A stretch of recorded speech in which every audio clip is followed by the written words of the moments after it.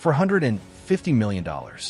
That's how much one anonymous bidder paid for a single painting, Salvator Mundi, attributed to Leonardo da Vinci. No name, no face, just a phone line, a paddle, and $500 million gone in less than 20 minutes. But this wasn't just about art. This was a statement of power, one of many in a hidden battlefield where billionaires quietly wage war. Today, we take you inside the Billionaire Art Auction Wars, where Picasso paintings become power plays, Banksy canvases self-destruct on cue, and secrecy is the most valuable currency of all. In the world of ultra-wealth, real estate is basic, yachts are toys, and private jets are standard. But the real competition? It happens in auction houses, under golden chandeliers, in hushed rooms, or behind anonymous phone bids from offshore trusts. These aren't just art collectors.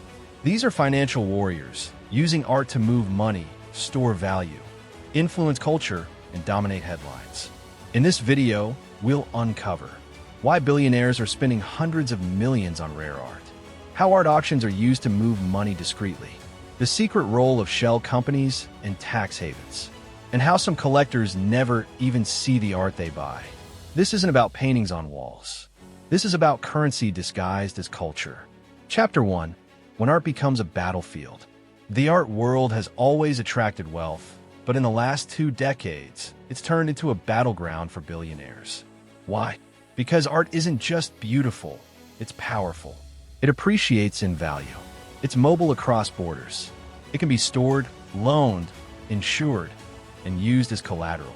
It can exist in legal gray zones for tax, inheritance, and asset protection.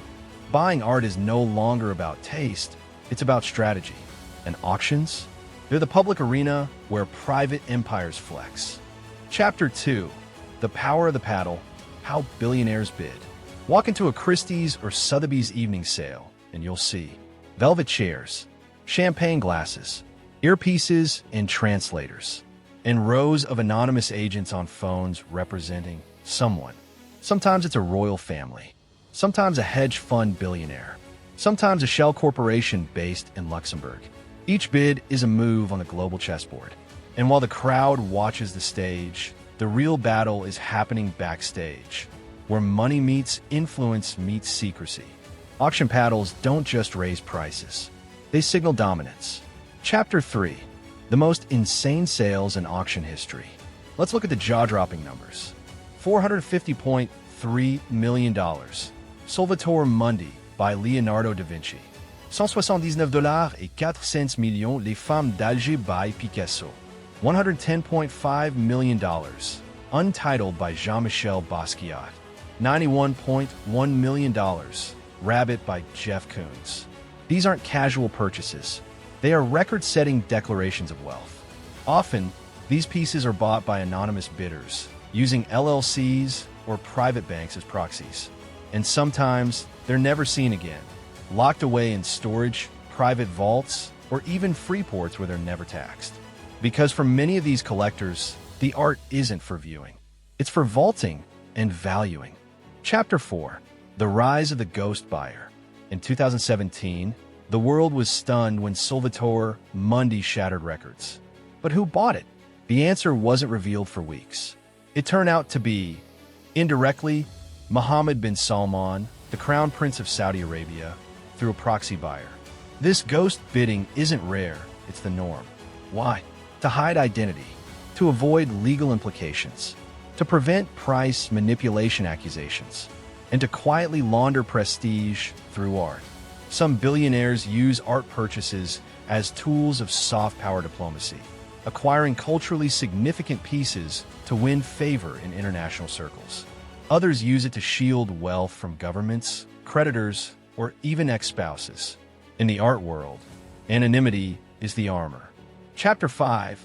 Free ports, tax havens, and legal loopholes. Now let's talk about where the art goes after it's sold. In most cases, it disappears into climate-controlled, high-security storage facilities called free ports. These are essentially luxury warehouses located in tax-free zones near airports, in Geneva, Singapore, Luxembourg, and Delaware. Inside these vaults, no customs duties, no import taxes, no visibility from regulators. No obligation to display or move the artwork. In short, art becomes a financial asset, stored like gold, insured like jewelry, and often never touched.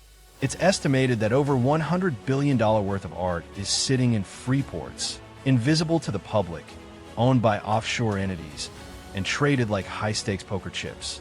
And the key advantage? Art in a free port can change hands multiple times without ever leaving the building. This is how the rich move money, with paintings instead of wire transfers. Chapter 6. Art as a financial instrument. Think of a Picasso, not as paint on canvas, but as a bond or hedge. Billionaires use art to diversify portfolios, hedge against inflation, secure loans, offset taxes through donation, transfer wealth discreetly to the next generation. In fact, major banks now offer art-secured lending. That means you can borrow tens of millions using your Warhol as collateral. Some hedge funds even treat art collections like stock portfolios, trading modernist pieces for post-war art based on market trends. And with the rise of blockchain, NFTs, and digital art, we're now seeing fractional ownership models, where billionaires co-own art through crypto platforms. Art isn't just a passion. It's a banking tool for the ultra-elite. Chapter 7. The shadowy side of auction wars. Of course, where there's power and secrecy, there's abuse.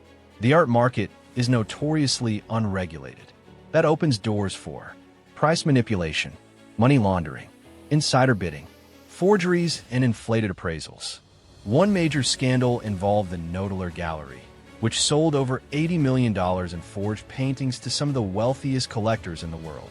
Another involves allegations that some auction houses allow sellers to bid against themselves to drive up prices, a practice known as shill bidding. In 2022, regulators began cracking down, pushing for transparency laws and ownership registries. But enforcement remains weak. For billionaires, the art market offers something rare: high returns, low regulation, and maximum secrecy. It's the ultimate playground for strategic wealth.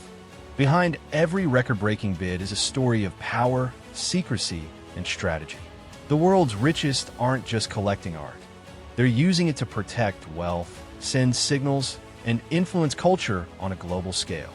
Next time you hear about a $100 million painting being sold to an anonymous buyer, remember, it's not just about beauty, it's about control. If this deep dive into the secret world of billionaire art wars opened your eyes, hit that subscribe button. We've got more to uncover, from digital empires to invisible banks. Until next time, stay sharp and always read between the brushstrokes.